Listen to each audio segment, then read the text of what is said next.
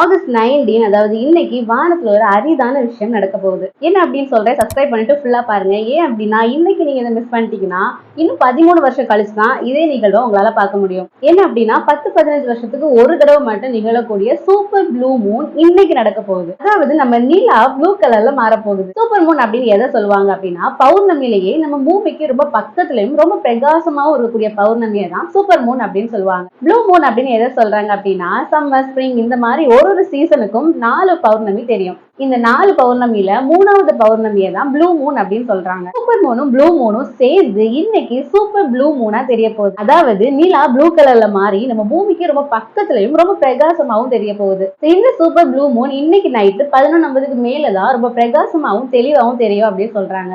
Miss பண்ணாம பாருங்க. ஏன் அப்படின்னா இன்னைக்கு நீங்க விட்டுட்டீங்கன்னா நெக்ஸ்ட் ஜனவரி 2037 தான் உங்களால இதை பார்க்க முடியும். அதாவது இன்னும் 13 வருஷம் கழிச்சு தான் இந்த சூப்பர் ப்ளூ மூனை